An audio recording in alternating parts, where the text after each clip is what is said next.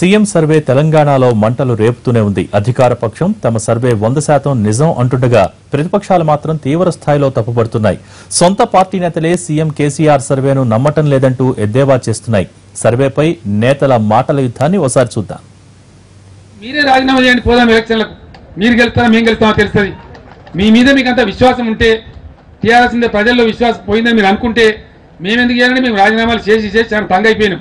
చాలా చేసినాం మేము, ఇట్లా ఇసిరి పారేసినాం రాజీనామాలు. అంటే టీఆర్ఎస్ నేనే 5-6 సార్లు రాజీనామా చేసిన. ఎన్నిటికి చేసినాం మేము? ఉద్యమం పుట్టించిన నాడు డిప్యూటీ స్పీకర్ పదవికి రాజీనామా, ఎమ్మెల్యే పదవికి రాజీనామా, కేంద్ర మంత్రి పదవికి రాజీనామా, ఎంపీ పదవులకు రాజీనామాలు, రాష్ట్రంలో మా 6 మంత్రులు రాజీనామాలు. ఎన్నిసార్లు చేసినామంటే ఒకసారిగా చాలాసార్లు చేసినాం. ఇసిరి కొట్టినాం మేము ఒకళ్ళ మీద. ఇవాళ మీకు పౌరుషం ఉంటే, మీరు చెప్పేదాన్ని మీకు నమ్మకం ఉంటే, మీరు ఎంతమంది ఉన్నారో అంతమంది రాజీనామా చేయండి. ఆ సీట్లు మేము గెలుస్తామా మీరు గెలుస్తారా అర్థమవుతుంది. ప్రజలు ఏమనుకుంటారో తెలుస్తుంది.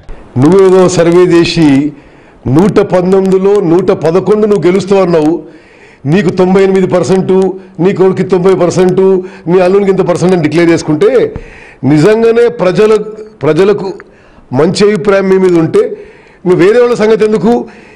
ఇతర పార్టీల నుంచి మీరు కొనుక్కున్న ఎంపీలు, ఎమ్మెల్యేలు, ఎమ్మెల్సీలు, ప్రత్యేకంగా వేరే పార్టీ నుంచి ఎన్నికైన ఎంపీలు, ఎమ్మెల్యేలు మీరు ఏదైతే కొనుక్కున్నారో అది తెలంగాణ సమాజం అంతా తెలుసు.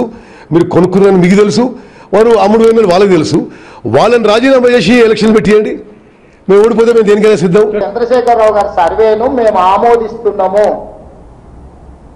మేము పూర్తిగా విశ్వసిస్తున్నాము. ఈ సర్వే 100% కరెక్ట్ అని వాళ్ళు సర్టిఫై చేస్తే మేము మా సర్టిఫికేషన్ అక్కర్లేదు. కేసీఆర్, కృష్ణారావు, రమేష్, బాబు మోహన్ ఈ ముగ్గురుతోని సర్టిఫికేట్ తీసుకొచ్చి ఇక్కడ కూర్చొని ఆ సర్టిఫికేట్ మేము ఒప్పుకున్నామని వారిని చెప్పమని కేసీఆర్ సర్వేకున్న నిబద్ధత ఏందో తెలిసిపోతుంది.